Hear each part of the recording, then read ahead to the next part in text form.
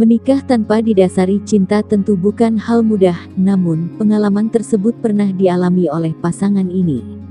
Simak kisahnya yang bikin penasaran yuk.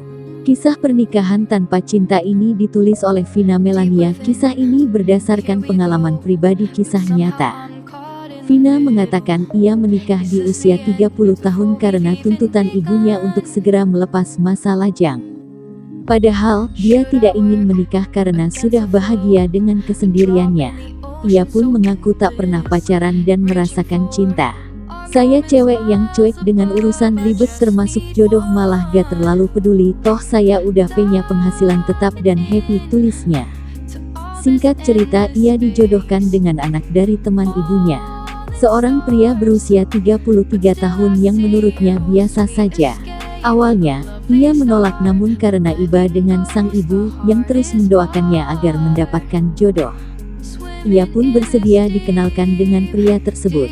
Kesan pertama pertemuannya biasa-biasa saja. Meski dibuka dengan canggung, namun akhirnya mereka dapat melebur karena ternyata sang pria sangat humoris dan mereka punya ketertarikan yang sama. Dia orang yang humoris, pinter ngejokes receh dan kita punya hobi yang sama yaitu nonton film sama jalan-jalan. Dari situ saya rasa ada kecocokan tapi tetap gak cinta.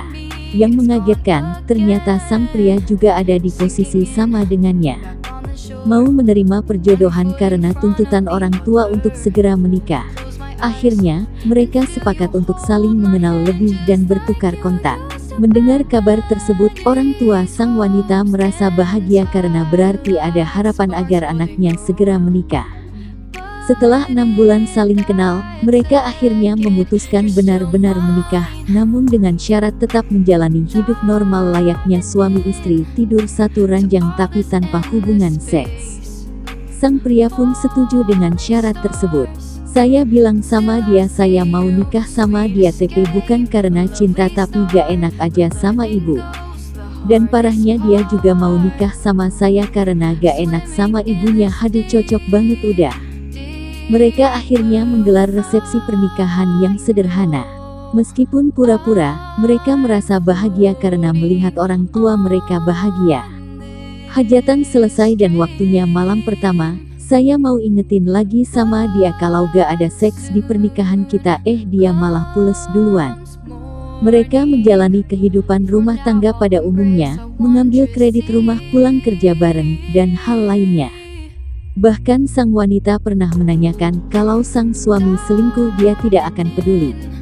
Namun rupanya, sang pria sangat menghormati yang namanya pernikahan. Biarpun tanpa dasar cinta, dia menjalankan semua kewajibannya sebagai suami kecuali seks. Singkat cerita, pernikahan mereka sudah memasuki 3 tahun. Keluarga pun sering menanyakan masalah momongan. Padahal selama 3 tahun tersebut mereka sama sekali belum pernah berhubungan suami istri. Nikah udah lama dan sedikit pun gak ada yang berubah, perasaan saya sama dia gak ada cinta sama sekali, dan dia pun gitu. Tanpa momongan pun kita happy aja tapi kadang ngerasa bersalah sama ortu, kisahnya lagi. Sampai pada suatu hari, mereka tak sengaja bertemu mantan pacar sang suami. Sejak kejadian tersebut, sang wanita merasakan ada hal aneh dari suaminya. Ia melihat suaminya sering murung. Akhirnya sang suami pun bercerita bahwa dia sebenarnya belum bisa melupakan mantannya tersebut padahal sang mantan sudah menikah. Saya terkejut juga sih dengernya, ternyata dia punya cinta sedalam itu sama mantannya. Akhirnya, sang suami menceritakan lebih detail soal alasan hubungannya dan sang mantan berakhir. Rupanya, ia ditinggalkan karena sang mantan memilih pria yang lebih mapan. Saat itu, pertama kalinya saya lihat suami sedih dan nangis, taunya dia punya masalah mental yang dalam juga, dan gak tahu kenapa ada perasaan iba di hati saya. Saya gak kesinggung tapi ngenes juga lihat orang dikecewain sampai segitunya. Sejak saat itu, ada yang mengganjal di hati Vina. Ia merasa semakin ingin memperhatikan sang suami. Siapa sangka itu menjadi titik balik hubungannya dengan sang suami. Ia benar-benar mulai jatuh cinta. Sikapnya pun berubah menjadi lebih manis dan lebih manja. Awalnya suaminya bingung dan kaget, bahkan sempat sulit menerima jika ternyata sang istri benar-benar jatuh cinta padanya. Tiap hari makin kesemsem saya sama dia dan dia seperti biasa aja, tapi saya gak peduli. Jadi gini ya yang namanya jatuh cinta. Itu pertama kalinya saya jatuh cinta, dan ada rasa takut kehilangan yang amat besar sampai kadang parno juga. Setelah 3 tahun menikah, akhirnya jatuh cinta sang istri pada suami jadi masalah pertama dalam rumah tangga mereka. Sang suami mulai menjauh, mereka pun saling diam berhari-hari. Rupanya setelah ditanya, alasan suaminya menjauh adalah karena masih memikirkan sang mantan, serta takut dikecewakan seperti dahulu. Namun sang istri tak kehilangan akal. Ia coba berbagai cara untuk bisa menyembuhkan luka hati sang suami, serta berusaha agar suaminya jatuh cinta padanya, termasuk dengan mencoba berhubungan seks. Saya coba rayu suami pas malam sebelum tidur, dan dia malah ketawa, katanya saya agresif banget. Oke GPP namanya juga berjuang, ada aja hambatannya. Saya coba lagi dan dia ketawa lagi. Sampai akhirnya, sang suami mulai terbiasa dengan sikap manis istrinya. Ia pun memutuskan untuk belajar mencintai sang istri. Akhirnya, setelah 3 tahun menikah, untuk pertama kalinya mereka benar-benar melakukan hubungan badan.